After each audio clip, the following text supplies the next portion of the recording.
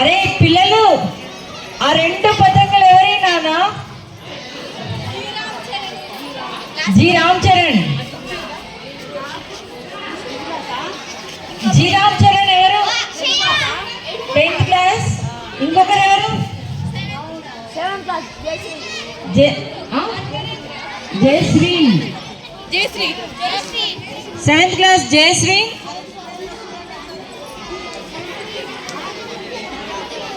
అరే పిల్లలు, ఒక్కసారి క్లాప్స్ కొట్టండి మిగతా వాళ్ళందరూ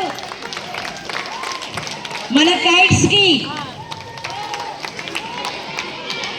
సరదాగా కైట్స్ ఫెస్టివల్ స్టార్ట్ అయిపోయింది. కొన్ని కైట్స్ కైట్ కట్టి ఏం చేస్తారు? డీల్ ఇచ్చుడు అంతేనా? అది ఒట్టిగా అట్లనే పోయి డీల్ ఇస్తా ఉంటుందా?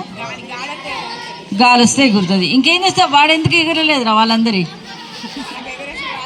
అంటే ఎగరేసుడు అంటే ఏం చేయాలి? కట్టి వాళ్ళు కట్టలేదా? కైట్ కూడా దారం అందరూ కట్టి చూడు, ఇలా ఇక్కడే ఉన్నాయి.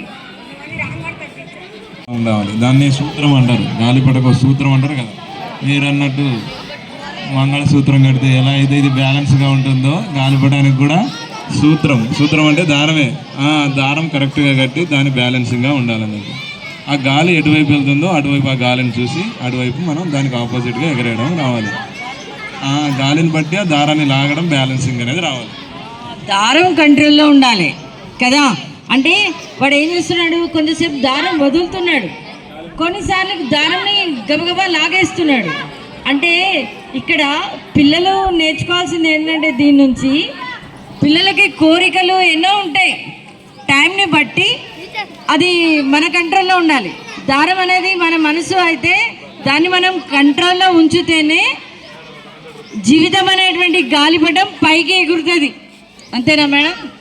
అది కంట్రోల్లో లేకుండా వదిలిపెట్టినా అనుకో, వాడిది ఎగురుతలేదు, వాడు కింద పడుతూ ఉన్నది.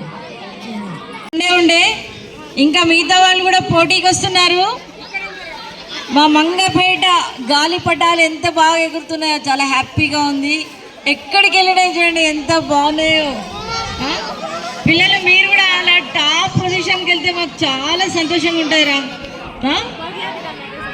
గాలిపటం చూడరా, గాలిలో ఎగురురా, దారం చుట్టి వదలరా, దాని సొగసు చూడరా.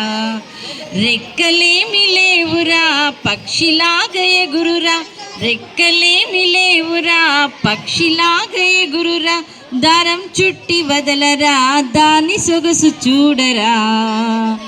గాలిపటం చూడరా, గాలిలో ఎగురురా, దారం చుట్టి వదలరా, దాని సొగసు చూడరా. సంక్రాంతి అంటేనే పతంగుల పండుగ. భోగి మంటలు, గొబ్బిళ్ళు, కోడి పందాలు, ఎడ్ల పందాలు గుర్తుకొస్తాయి. దేశానికి రైతు వెన్నెముక లాంటి వాడు. పంటలు బాగా పండి ఇంటికి ధాన్యరాశులు తెచ్చే సంక్రాంతి అంటే అందరికీ పెద్ద పండుగ. ముఖ్యంగా రైతుల కుటుంబాల సంతోషం వెల్లివిరిసే పండుగనే చెప్పాలి. పూర్వకాలంలో మనలో చాలామందికి వ్యవసాయం ముఖ్య వృత్తి అని చెప్పవచ్చు. ఇప్పుడు పిల్లలంతా చదువుకొని దేశ విదేశాల్లో ఎంతో ఉన్నతమైన ఉద్యోగాలు చేస్తున్నప్పటికీ మన సంస్కృతి సాంప్రదాయాలను భావితరాలకు అందించాలని మన పుట్టి పెరిగిన పల్లెటూళ్ళు, మనం ఆడిన ఆటలు, ఊగిన ఉయ్యాలలు, మట్టిలో కట్టిన పిచ్చుకగూళ్ళు, మన ఎక్కిన కొండలు గుట్టలు, మన ఈత కొట్టినటువంటి చెరువు గట్లు, ఆ బాల్యం ఎంత మురిపం. మరి అమ్మలాంటి ఊరు, ఆ ప్రేమలు, మమతా అనురాగాలు మన పిల్లలకు అందించాల్సిన అవసరం, మన బాధ్యత మనందరిది.